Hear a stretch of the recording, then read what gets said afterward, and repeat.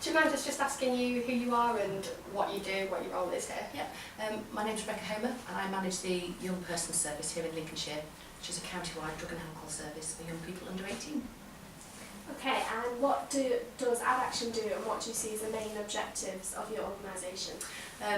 Addaction is a charity which was founded in 1967, so it's actually our 50th birthday this year.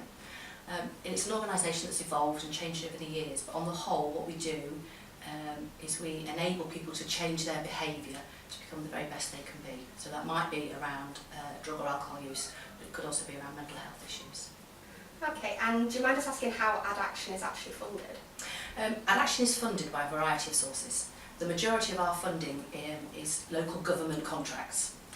In addition to that, we have specifically funded projects. So we're funded by organisations like the Big Lottery, there's the Cadbury's, Roundtree, there's various different charities that also fund it, but on the whole it's government funded. Okay. Do you get charity donations as well, or is it heavily government funded? We do get a limited amount of charity donations. If you're talking about kind of charity pots and people going out, people are more likely to donate to other charities than perhaps the drug and alcohol charity, so we don't rely on those kind of sources of income at all. What are the key issues with regards to addiction do you think represent the bigger issue in terms of addiction and its consequences? When I looked at this, I was thinking, what's interesting is, I manage a young person service, so I'm talking about it from a young person's perspective, but on the whole people experiment with drugs for a variety of reasons. Lots of people try drugs to start with to deal with various issues, whether it's stress, relationships, it might be a particular group they're with, it might be peer pressure, because friends are doing it, it might be to enhance a kind of sporting activity they're doing. And it doesn't necessarily mean that when somebody experiments with a substance that they become addicted or it becomes an issue. Lots of people experiment with lots of different things, so experimenting with drugs doesn't necessarily lead to an addiction. Okay, and do you think that your Young Persons programme is effective in tackling youth addiction, and what kind of evidence is there for that as well? Okay, firstly we kind of steer away from talking about youth addiction, because what we find with young people is, as I've already said, young people experiment with a whole range of things. Drugs and alcohol are probably just one of those things. But obviously I would say yes, our treatment service is very effective. If a young person exits treatment having achieved the goals that they set as they came into treatment, we'd say that's effective. Now that can be about them getting back into education, securing somewhere to live, rebuilding relationships with family. It could be just about having some sort of control over their substance misuse, if that's what their goal is. And in terms of statistics, if you like, in this current financial year, so we ran from 1st of April last year through to 31st of March this year, we had 82% of the young people in treatment exited in a planned way. So that means they came to us with an issue we worked with and they left having achieved what they wanted to achieve. So we'd say that's successful, yeah. That's lovely. In recent years, have you seen an increase in the number of young people struggling with addiction in Lincolnshire? The numbers, to be honest, within Lincolnshire have stayed fairly consistent. What's more worrying is the number of young people who don't come into treatment. I mean, obviously we only see young people when there's been a breakdown in education or in relationships with family or housing. There's a number of young people who continue to use substances problematically, but they're not seen by anybody, they're not picked up. So our numbers in treatment have remained fairly consistent.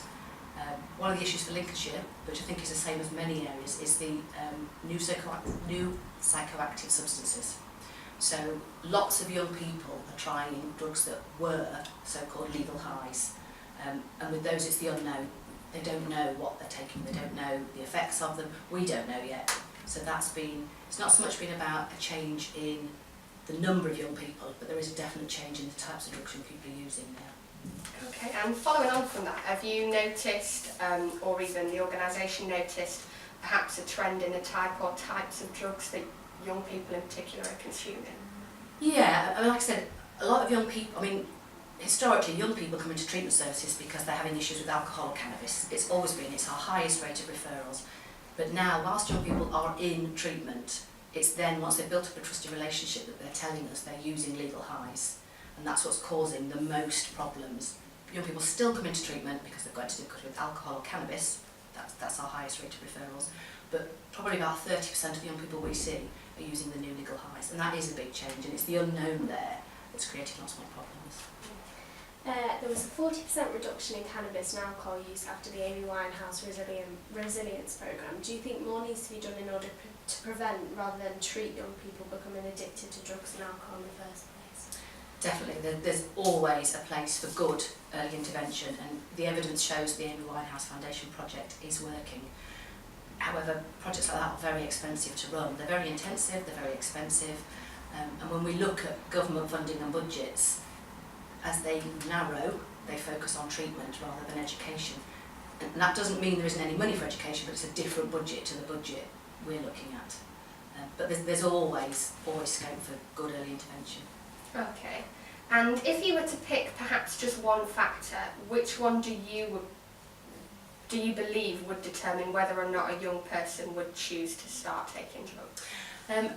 But when I thought about this, that there isn't one factor, I don't think, that determines whether or not a young person will use drugs. I don't think a young person wakes up and thinks, right, today's the day I'm going to choose to try drugs.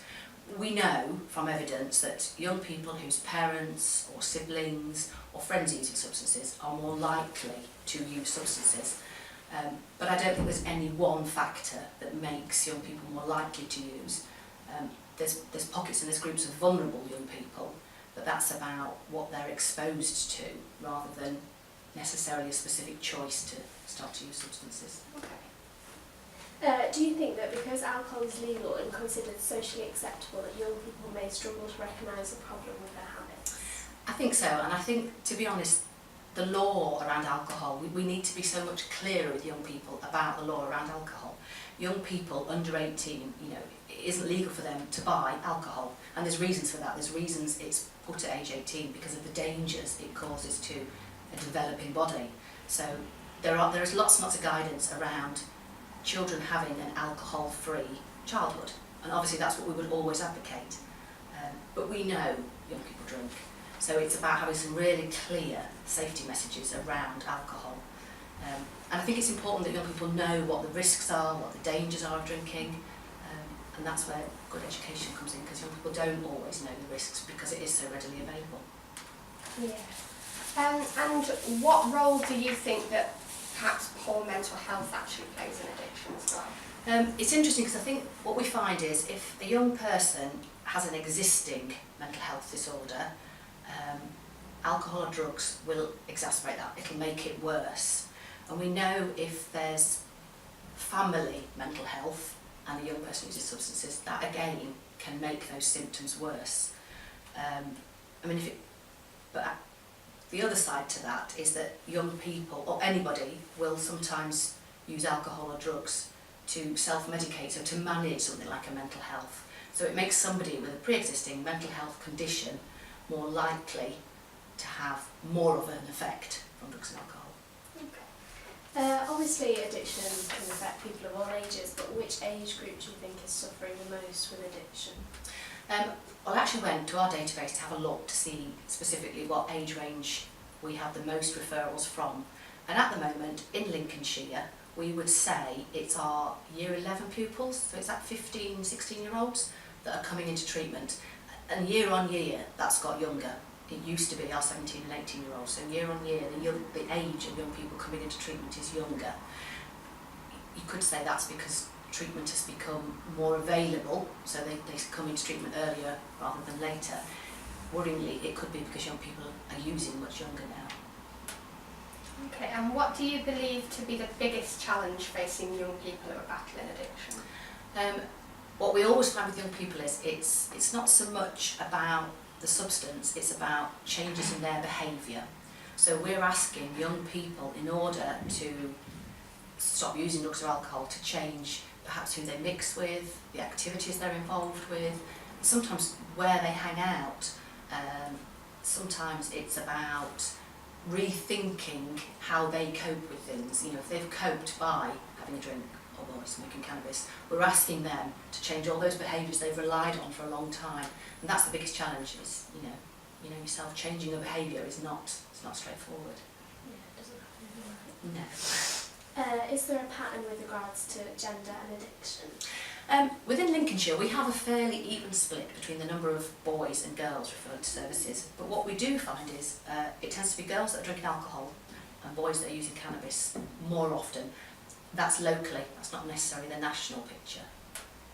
Okay, and it does say on your website as well that you're actually working in partnership with other organisations. Would you mind providing us with some examples of organisations that you work with? Yeah, we work with schools, we work with GPs, we work with social care, so young people in care, we work with youth offending service, we work with youth services, with the child and adolescent mental health services, and obviously work closely with parents, carers, support agencies. Okay, thank you. Finally, on your website, we found that 10.7% of all your expenditure as an organisation goes towards funding young people services. Do you think more should be done by government to increase the funds for young people as there are a rising number of issues affecting addiction? Yeah, I think the amount of funding spent by Addaction on young person relates to the amount of young person services we have. So Young Addaction as an organisation historically is an adult-based service, so we have less young person services than adult services. I think if you looked nationally, less is spent on treatment for young people, but more is perhaps spent on education and awareness, which is where it needs to be. The funding needs to be before young people start to experiment. So right from year 7 perhaps is where the money needs to be spent. And obviously, if we had a magic wand or if we had a never-ending pot, we would say more money on education and awareness for young people, because the hope would be less people need treatment. If we educate them in the first place, they won't need to come to treatment later on. Comes back to prevention, doesn't it? Absolutely, always, doesn't it? Absolutely. Well, thank you very much anyway, it was lovely to meet you. Welcome.